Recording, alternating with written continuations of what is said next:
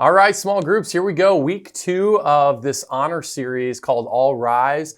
This week we are continuing looking at the roots, like the foundations of building our honor for individuals and how do we do that. And our big idea of this week was this, that honor is rooted in one's true worth and one's true potential. And we're able to extend honor when we can see people for the worth that God sees in them and the potential that God sees in them. And we see these like really I looked at two kind of bizarre encounters that Jesus has with individuals where everyone else is actually showing them dishonor or disrespect. And Jesus actually, in one case that we looked at, he shows this worth. And then he also shows potential.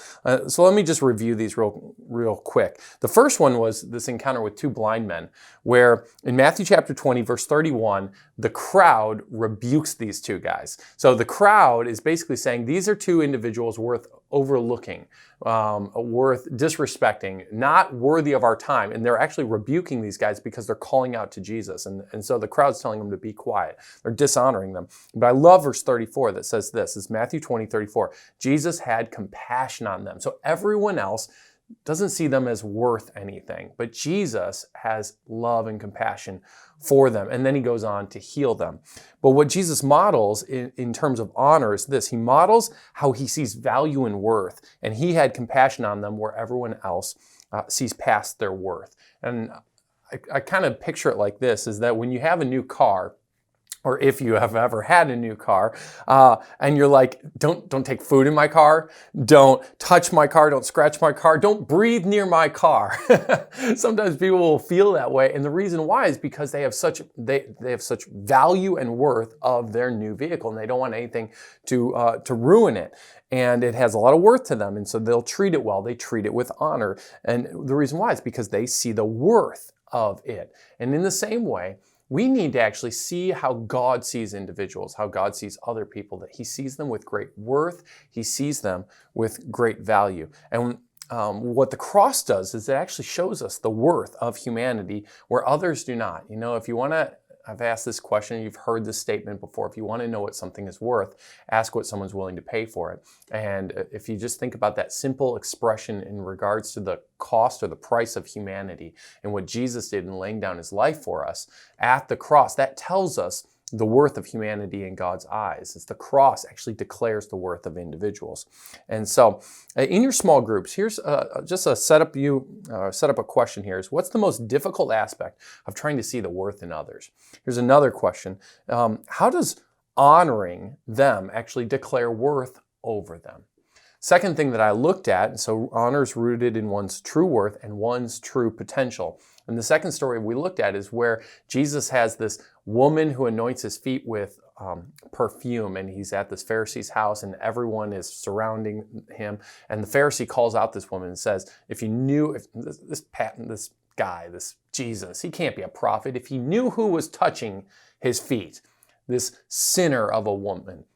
And then Jesus goes on to actually lift the woman up and honor her expression of love as she's wiping his feet with her tears and her hair, and she's kissing his feet, and she anoints his feet with perfume. And what everyone else sees in her actions is just a nuisance.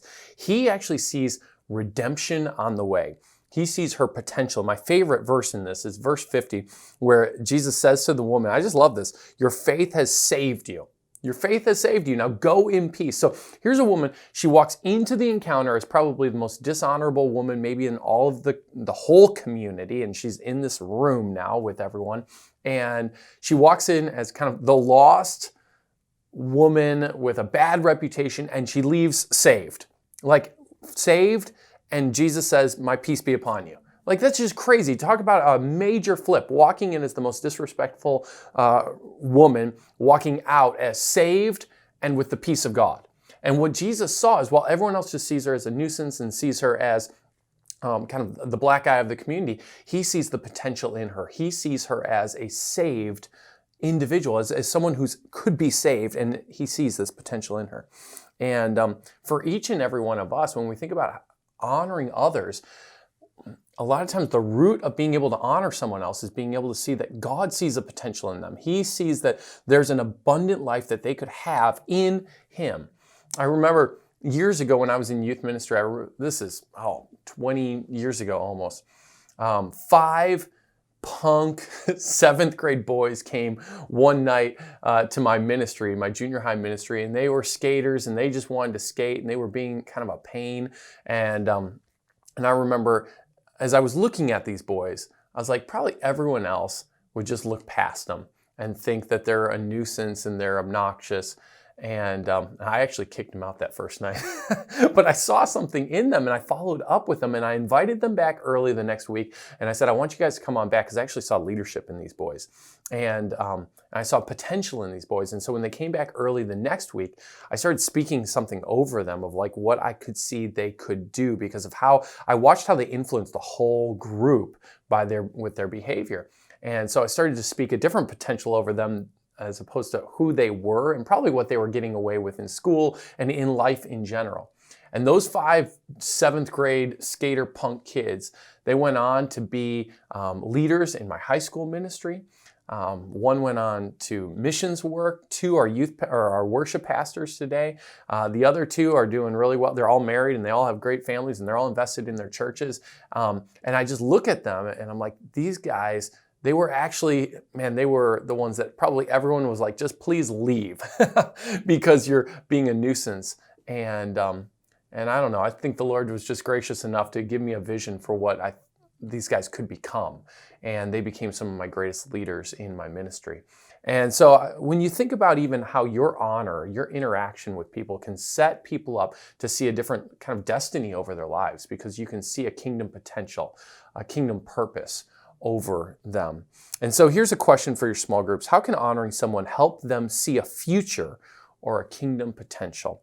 And maybe even from a personal perspective, answer this question. Maybe someone has a personal story in your group. Has anyone ever treated you with honor and called you up in such a way that it helped you see a potential in yourself that you had never seen before?